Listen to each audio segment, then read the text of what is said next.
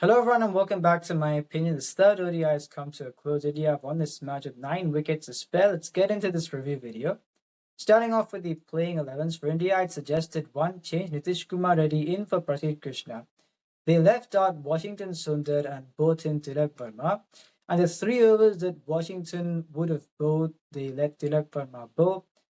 I don't understand the role of Washington as to why he was selected if he wasn't going to bowl much.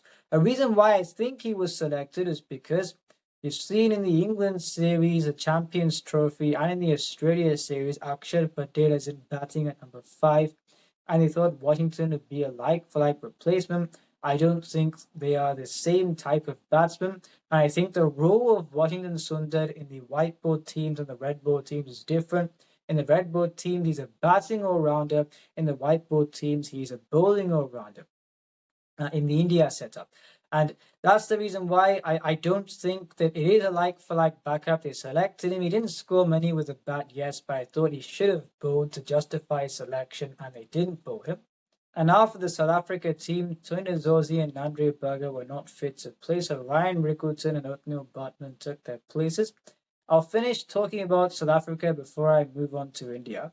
I think a major reason as to why they didn't get to where they would have liked to get in the first innings was because the dismissals, some of them were arrogant. I thought South Africa were in good positions at 168 for 2 at one point in time. And even at 205 for 5, Marco Jansen, Dion Brevis were scoring boundaries. And at 234 for 5, I think they thought there was a mini partnership between Marco Jansen and Dion Brevis. I think they thought they could still get to above 300. Dion Brevis played an arrogant shot off the bowling of Kuldeep Yadav, and that was when they lost wickets fairly quickly. And I think that was a major reason. And I'd said in my ideal 11 where if Bavuma is going to play, with everyone available, you'd open with him and Quinton de Kock. You could play Matthew Bretzke at 3 and Aidan Markram at 4. Now, in this case, since David Miller isn't available for the series, Tristan Stubbs hasn't been picked, Tony Zozi is injured, and I didn't think they were going to play Ruben Herman. If you're going to bring in Ryan Rickelton, Markram should have batted at 4 and Bretzke at 5. I don't know why they demoted Markram to as low as 5. So that was another thing. I think those two are the reason why they didn't get to where they wanted to get to. And now on the bowling. And I've suggested 2 ideal 11s, and it's included a different bowling lineup. The reason being, Lingi and Giri should not open the bowling, and I thought in the previous match they got away with it. You saw what happened in this case. Marco Jansen, he bowled well with a new ball. After the new ball, you don't know what he can offer on a regular basis.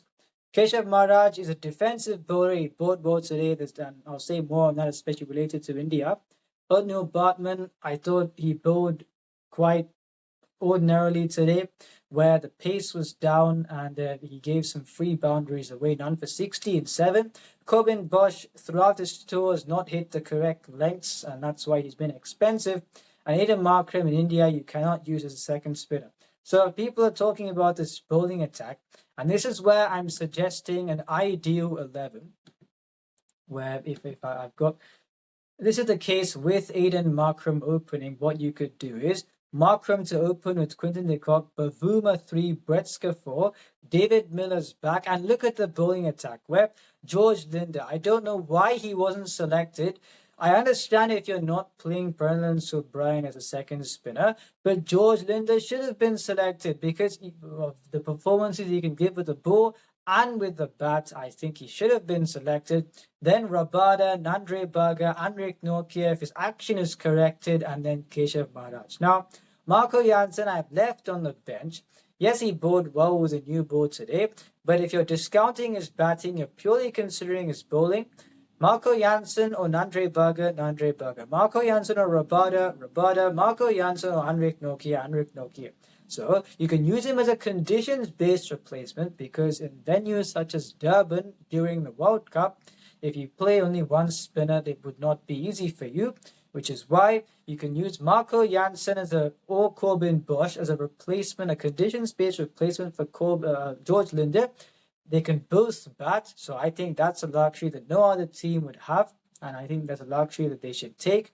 Then you got Tristan Stubbs as the middle to low order backup, and Connor Westerusen. Now, Ryan Rickertson has not scored many runs for a while. He's been inconsistent, so in that case, rather than persisting within Connor Westerusen in the 417 run chase versus India, he was an orchestrator of that. He's been in very good form in domestic cricket as well, which is what got him that call up. I think he should be in the South African team in Test cricket and even in white ball cricket, where you've seen Ryan Rickertson. For now that trying him is not working, I think Connor Westerusen should be given an opportunity. They've got all these options, South Africa. They're good enough to win the World Cup, but they've got to select these players, and let's see how they do.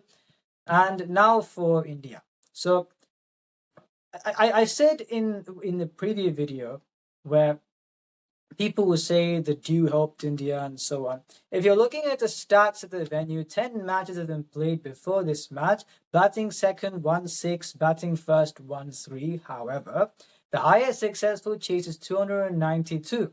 And there's not been a score above 300 that's been chased down. There was a tied match between India and the West Indies in 2018. I think that was a 324 match.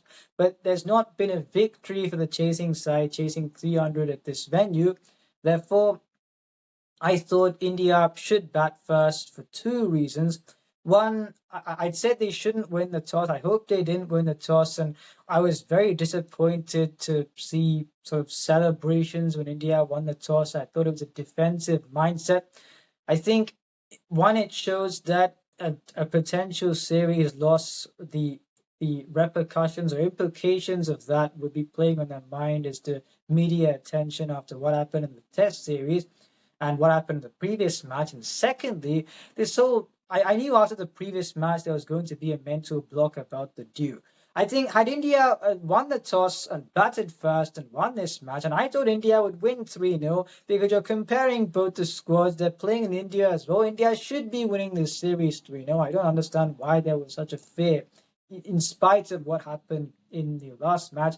And India scored 300 plus and defended it. I think bowling in sort of dewy conditions, especially after what happened in the previous match, it would have given the mental boost for India, along with the skill level they have. They took the defensive approach of bowling first, so I don't think this really means much. I could say this person played well, this person played well, but I don't think there's any point, because fundamentally, what's it going to do for the long term if you adopt this defensive attitude? I don't think it's going to do much. Now, Ryan Tenduskartai had in a press conference, he said, we're trying to combat the dew. And it's good to say it's correct to think that way. However, if you're trying to combat the dew, why would you bowl first in fear of the dew? Shouldn't you be thinking, can I put that training into practice? What happened in the previous match, can I rectify that instead of taking a defensive attitude? I didn't like that at all. I think that is bigger than India winning this match, because I expected India to win this match. And about who did bowl and who didn't, I will say this again. You're looking at the bowling attack. Yes, Prasidh Krishna picked up 4 wickets, but what is the general nature of this attack? Prasidh Krishna expensive? Have they taught him how to control or choose his lengths? I don't think so. Ajit Rana bowled well today, but he's generally a 6.5 minimum economy bowler. Arshdeep Singh bowled well once again today. He's someone who can pick wickets and bowl at a lesser economy. Jadeja also had a more economical day today, and I've said in the previous video about the two things that need to be worked on, is batting and bowling, to get him back to where he was. Kuldeep Yadav, 4 wickets for him. And what I'm saying is, it's about, if you're considering bowling in the dew, it's also about possessing that game sense. And I think that is something that needed to be worked on, where India could bowl second in a deciding match. Instead, you've not got answers to those questions. In a situation where you've got a mental block as to whether you can win or not, can you possess that game sense? Now you don't know the answer at the end of this series. In terms of the fast bowling, bowlers who've got biomechanically strenuous actions, can their actions be corrected for them to play more often? Is this the attack you're going to go with? If you do go with this attack, are you going to correct the flaws? You aren't going to correct the flaws. So I don't really understand. In the next videos, I will be discussing the team combination that I would go with for India in the World Cup. But as for now, there are quite a few questions. So let's see what happens. If you enjoy this video, please subscribe, share with your friends. This is my opinion. What's yours?